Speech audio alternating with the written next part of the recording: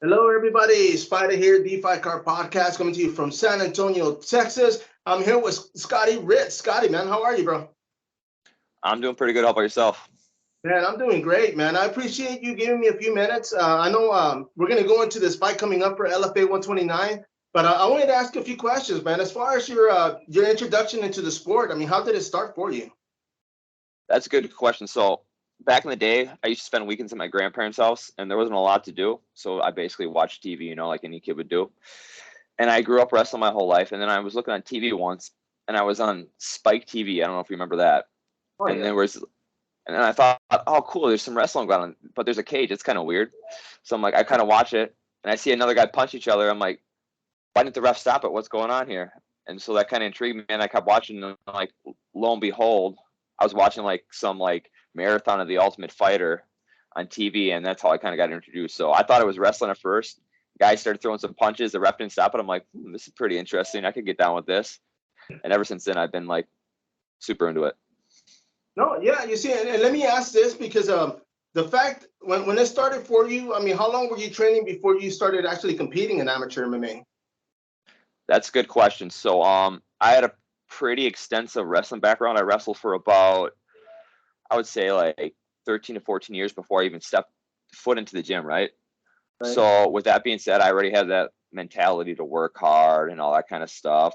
With that being said, boxing, kickboxing did not come natural to me. So it took a little bit of time. But as soon as I stepped in the gym, the first sparring session I had was my third day at the gym. And the first thing my coach says to me, we got to get you a fight. And in my head, I'm like, whoa, slow down here. Third day here. Let's take her easy. But it was hard for me to get a fight at first because of my wrestling background. No one wanted to fight me in MMA. So it took a little while. But I would say about under a year, I had my first amateur fight. Okay, and that's a good. I mean, you bring up the fact that you actually came in with a pedigree. One of the things I always tell people now, it's like back in the day. I mean, of course, we had like Randy Couture, guys that wrestled in the for the Olympics, but a lot of everybody else was just a fighter. I mean, they were either doing stand up. They weren't. I don't want to say professional, but they didn't have that kind of background. When wrestling came in, of course, they dominated for the fact that they could take the fight to the ground. Is that kind of the way it worked for you? When I first started fighting, my coach wanted me to stand up, right? Because he knew I had the wrestling. He didn't want me to rely on that. He wanted me to stand up. But yeah, I remember my first fight, I was fighting a Golden Gloves boxer ever, my first amateur fight. And I'm like, in my head, I'm like, I could probably try to test my stand up with this guy, but I'm just like, you know what, screw this. The moment came, instinct kicked in. I just took it to the ground right away, and that's where the fight ended. So yeah, so right away for me, I was always more comfortable just taking it to the ground. But then as I progressed more in my career, obviously I got more comfortable on the feet too. No, you see, and once again, I mean, because I remember when I started training in jiu-jitsu, I mean, this was back in 2000. For me, competing here in Texas, it wasn't legally Mm. like forearm gloves didn't become legal until like 2005. So before that, we were doing open hand. Mm. But even back then, watching VHS tapes. I mean, I'm old, but watching guys like Matt Hughes fighting for Extreme, guys that had that wrestling background, and even now, I think back and I'm like, man, there's no way somebody like me would be able to go in there against a wrestler with that kind of experience and be able to have it. I guess call it an even fight, But you being an amateur, of course, like you said, people do see that and they're thinking, okay, well, you got a big background when it comes to wrestling, but I mean, for combative sports, I mean, you were an amateur, right? Yep, I was an amateur. This was like I sparred before, right? I sparred with my teammates, but I never was in a boxing match, no kickboxing matches. Like I didn't, throwing punches. If I look back at it now, if I would watch those old videos, I'd probably just cringe at myself just seeing what I was doing then. But yeah, so yeah, all I had pretty much back then was a takedown and some ground and pound. But I've came a long way since then. No, definitely, man. Because even Matt Lindland, for example, I mean, when he was fighting the UFC, he called what a lot of people back then would call like a wrestler's punch, because it wasn't traditional, it wasn't technical, but he had that looping punch that was still, catch people, take them down, and of course, it was mainly throwing that jab or that straight to kind of go for shooting in, right? I mean, your instincts, of course, kicked in. Mm-hmm. So were fighters like that? Did you kind of look? Of course, that was probably before your time when they first started. But did you look back and think, okay, well, this is what works? I mean, let me go ahead and try these or try this. When I first started, I was looking at guys like I studied a lot of because I was a student of the game. So like, if I wanted to learn something, I'd like go to practice. I see this, I'm like, what did I do wrong? And then I go back home. I'm like, I'm a YouTubing stuff. I'm doing all this kind of stuff. So yeah, some of the guys, believe it or not, that I actually first started watching and were not the wrestlers. I wanted to learn how the kickboxers and boxers were doing it, right? Because I kind of understood the wrestling, you know, from that point. But I'm like, okay, how are these guys doing it? How are they being successful in the stand-up? So the guys I started watching first were like the Muay Thai guys, the Thai fighters. A big guy I watched growing up, especially in the early days, was Mirko Cro Cop, because I'm a southpaw too, and he's a southpaw. So I'm like, this guy's like one of the most devastating strikers of all time. How can I try to add that in my game? And what is he doing that's making him good at MMA too? So I actually look more on the striking side than trying to go to like the other wrestlers. But at the same time, I watched everyone. So I watched all the greats. George St. Pierre, he's another guy that you can watch, welterweight. So yeah, I try to watch all the greats.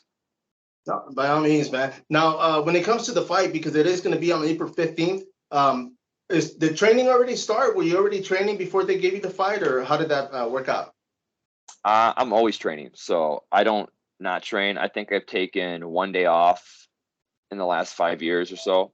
So with that being said, like the reason I'm able to, I found out about this fight probably like 5 weeks, 6 weeks ago, something like that. So I've been training, and the only thing that changes for me is we do more drills tailored to me, more like techniques tailored to me, and then I might do certain like change up my strength and conditioning a little bit too. But my diet, I diet 24/7. So I mean 365. So the only thing that changed between my fight camp diet and my out of camp diet is I'll have cheat days. So basically I just take out the cheat days and I keep everything super clean. So not a whole lot changes for me. I like to keep it consistent. I don't like to change too much when there's a fight going on. So I'm always in shape for the most part. I'm always ready to go. I just need to tune some things and techniques. So yeah, I've been training for this fight in particular for about 6 weeks now. Okay, okay. No, well, yeah, man. I mean, of course, you are from Wisconsin. Where about in Wisconsin? I'm from north central Wisconsin, Wausau, Wisconsin. Okay, and Minnesota. I mean, how far is that from you guys? This where I'm fighting is going to be about a 3 hour drive away from me. Okay. And now, anybody else on your team that's going to be on that card, or is it just you fighting that night? This will be just me fighting this night. We have guys fighting the week before and then probably after, but this would be just me this weekend. That weekend, I should say. Okay, okay. Now, I did. I mean, of course, I looked up your record when it came to mixed martial arts, but I also looked up your opponent. Now, your opponent's got a little bit more fight experience. He is local, and for me, I always, whenever I see something like that happen, I'm always like, okay, well, the local guy, he gets to go home to his bed and sleep in his bed, and it kind of makes him a little bit more comfortable. But what's your take on something like that? That's a good question. So this will be my third fight in a row. I fought the hometown guy in their place. So, I'm used to it. But at the same time, I fought in my hometown before too. So I kind of know both ways. For me, I'm most comfortable in the uncomfortable, right? So I don't need to be going to my bed before, I can sleep in the hotel. It doesn't make a difference to me. Like, to me, once I step in the cage, nothing matters. It's like I just kind of go blank. I get in that zone, and then just me and that guy. So realistically, he might sleep better, but I'm still gonna sleep good too. So I'm not too worried about it. But at the same time, yeah, I mean, I feel comfortable in the cage. So no matter where the cage is, I feel comfortable. Oh yeah, and once again, I mean, the fact that you're training for this, I mean, you come from wrestling, of course, you've added some tools. Your opponent, have you looked them up, and have you already started your game plan for that? Oh, yeah, I started my game plan for him right away. So before I even took the fight or signed the fight, I was already looking him up, game planning for him already. So I know what he's going to do. Like you said, he has a lot of experience, which this won't be the first time I fought a guy with a lot of experience. I put myself in a position now where every fight, there's a good chance the guy's going to have more experience than me, or more fights at least, you know what I mean? So with that being said, yeah, I study. Me and my coaches study together. So we study, we come up with a game plan, we see what he does good, we see what he does not as good, and then we come up with little game plans here and there, more like certain techniques that we can use in the fight, and we just drill it over and over and over again until, like, right now it's like second nature to me already. Well, let me ask you this: when it comes to work, I mean, is your work okay with you fighting? I mean, did they give you days off that you need? So that's a good question. So I'm actually a full-time fighter now. This will be my second fight as a full-time fighter. So I took it upon myself to really change. I mean, if you know me, you can look back at my old fights, old videos, old pictures. You can see me then and you can see me now. And there's a big difference. That's because I'm finally in a position where I can actually be a true professional, do this full time, take care of myself full time, make sure I'm getting my sleep, get my diet on point, like we mentioned before. So this will be technically the third fight that I've been a true professional. So this is my full-time job now. Okay, and I mean, of course, I mean, it's got to have its perks, right? Because you can get to work out when you want. And I mean, as far as days off, do you rest during the week, or you train straight for till the weekend? I don't. If I need a day off, maybe I'll take a day off of strength and conditioning or something like that. But I truly don't. I have easier days of training, harder days of training, so it kind of balances stuff out. On the weekends, like when I don't have a fight, I might take the weekends off. But when I have a fight, I'm still gonna do a little stuff, get the blood moving, go for my run, stuff like that. So if I need a day off, I take a day off. But I'm pretty good about taking care of myself, getting my rest, nutrition, all that kind of stuff. So I keep my body going pretty good. So I don't feel like I need like full days off, if that makes sense. Oh, no, definitely, man. Now, let me ask you this, because on this fight, of course, it's going to be on the UFC Fight Pass. It is on a Friday. Now, normally, is a Friday a normal day for you when it comes to training? Do you guys spar like on Fridays? That's a good question. Yes, actually, Friday is our sparring day. So it kind of, in a weird thing, it's kind of works out perfectly because we never spar Saturday nights, right? Saturday nights, maybe we might do it Saturday morning sometimes, but Friday nights are always our sparring nights. So it's like in a good way, it kind of works out pretty well that way. So I'm kind of used to the time already. We don't get done sparring here probably till like close to like 9:30. So it's gonna be around that time too when I fight. So it should actually work out pretty well. No, you see, and I like asking that question. For example, I mean, here in Texas, we have Fury FC, right? On UFC Fight Pass, but they usually have the fights on Sunday. And so I always ask them, Oh, do you guys don't really train on Sundays? And they're like, not really. So my thing is like, well, maybe you should, start, getting some, that way your body gets used to it. Because I mean, of course, come Sunday, like I told these guys, I'm at home mowing the lawn and watching TV, relaxing. But the fact that it is on Friday and you guys do spar, I mean, definitely, it's got to be good. Who's going out there with you to the fights? I mean, your coach, of course, but you're taking a group with you? Yeah, I'll have my coach, a couple training partners will probably come out with me like for the weigh-ins and the fights and stuff. But I like to keep it pretty low key. So like all friends and family, when it comes, maybe it might seem a little bit after the weigh-ins, but I like to keep it low key, stick to myself, get my hydration down, rehydrate, make sure I'm getting the right nutrition and just kind of chill and just relax. So I don't need a lot of outside distractions like those last like 2 days really. And after the fight, then yeah, we'll get together with everyone for sure. No, definitely, man. Now let me ask you. Of course, Legacy, is this a one fight deal for you? I signed a 3-fight deal with them, but this will be the first fight of that 3-fight deal with them. Okay, cool, man. And I was gonna say, because I mean, they do travel a lot, and that's one of the things that I personally, as a fan, I like, because they pick up different talent from different states, man. So I mean, if they obviously they're gonna travel. I mean, if they were to go to come to Texas or go to California, and I mean, if you get invited, of course you'll jump on it, right? Oh, 100%. So I'm here to fight. It doesn't matter if it's in Wisconsin. It doesn't matter if it's in Illinois. I would love to go down to Texas, to be perfectly honest with you. I mean, get some good Texas barbecue after the fight. But yeah, wherever we go, I'm happy to go. United States, Canada, wherever. It doesn't matter to me. Oh yeah, and I think like 2 3 weeks ago they were actually in Brazil. I mean, would a Yeah. fighting outside the country be also be good? Oh, I would love to go down to Brazil and fight. That'd be amazing. But I can imagine, man, because of course, I mean, when you guys get to travel and actually, especially if you got a contract, these guys, I mean, there's opportunities. Like I said, I'm a huge fan of the sport. I mean, I've been following it, covering it here in Texas for years. Now, I mean, right now, I mean, your record is 4-2. Throughout the 6 bouts that you've had, I mean, there's that one fight that sticks out more than the other, and if so, why? Good question. Yes, there is, and that would be my Bellator fight that I actually ended up losing. That one probably eat at me for. I'm over it, obviously, but when I come back and think about my fights, I look at like that's always the first fight that pops in my mind, and that's just because like I felt like I followed the game plan, and as soon as I went off the game plan, it didn't end the best for me. So it's one of those things like, yeah, I'm disappointed in my performance in that fight, but at the same time, I learned a lot from it. That's probably the fight I learned the most from out of any fights. So I'm thankful for that fight, even though it didn't go my way. No, yeah, and that was actually I saw some of the clips from the fight. I didn't find the full fight, but I did look up some of your past fights, and of course you can't tell the difference. I mean, now that you do train full time, I mean, physically you're gonna change. Mentally, has that changed as well? Yeah, I would say after the Bellator fight and after after the long layoff because of COVID. I think that gave me a lot of time to think and reflect on myself and what I want to do, how I want to take this, and to be a true professional. So I think in the time, especially COVID, when I had those like 2 years off from fighting, it really made me think about fighting, really made me appreciate it, and just made me a stronger like person. Because as much as I wanted to fight those 2 years, there was no chance for me to do it, right? So I just had to stay mentally strong, just keep trucking ahead. Like when I was training those 2 years off in COVID or whatever it was, a year, there was no fights, right? There was no like light at the end of the tunnel, right? So I had to keep training and training and training, not knowing if there was ever going to be I assumed there was going to be more fights, but you never know, you know what I mean? So training hard and training often and not knowing or not having anything to train for is tough, but I think that made me a stronger person too.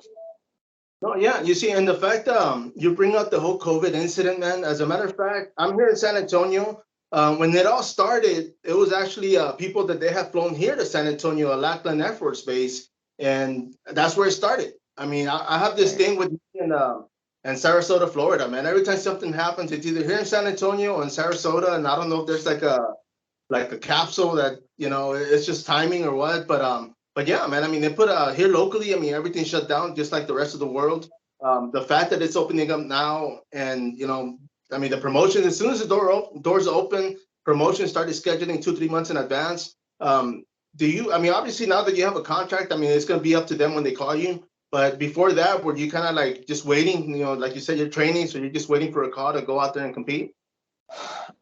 So starting in like this last summer, it started to kick off again, and like it started to open up a little again, and I had some opportunities that unfortunately fell through. And then I had to wait till October, but I finally got a good fight in October for Cage Aggressions out of their promotion out of Iowa. Super good promotion. So I got the opportunity to fight for them, and that kind of started the whole thing back up again. So after that, right away, we tried to get a fight. I took a short notice fight in January, got that one. Now after that, then LFA popped right up right away. So I'm hoping like now that I have this 3 fight, like you said, I can maybe fight. My ideally would be fight now in April.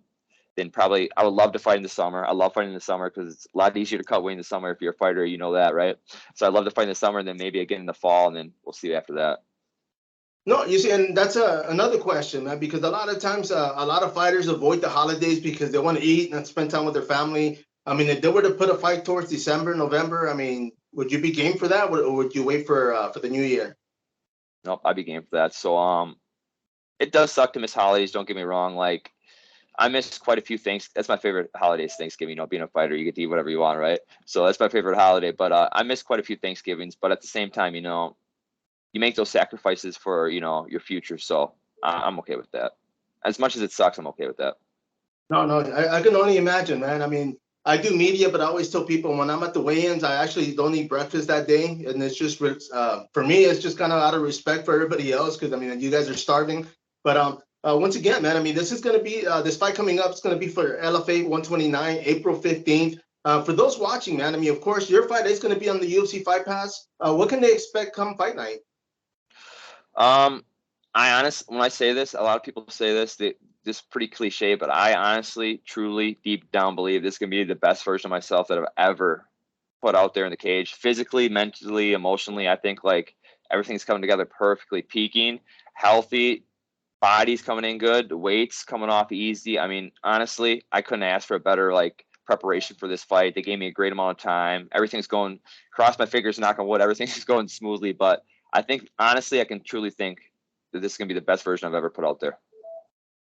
I mean, I personally can't wait, man. I am a subscriber of the UFC Fight Pass. For those watching, I always keep telling everybody, man, it's worth the money. A lot of promotions that are on there. I mean, come April 15th, like I said, man, I mean, is there anything you want to say? Or actually, let me ask you this, bro. You have sponsors, right? I mean, you're a professional now. If sponsors are out there watching this, where can they reach you at? They can reach me. They can try to get a hold of me on my Facebook, DM me on Facebook or Instagram. But also, if you want to reach out to my manager, Shirley Tao, on Facebook too, that would be probably the best way to go about it.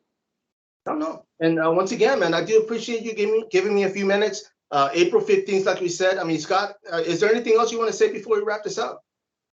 I just want to say thank you to all the supporters, friends, and family that have stuck with me through this journey, and then especially the ones that have been there since day one. I mean, I appreciate you guys a lot, and just thanks for sticking with me. No, not at all. Don't hang up yet. Everybody out there, this is Spider, the Fight Card Podcast. Until next time. Follow up?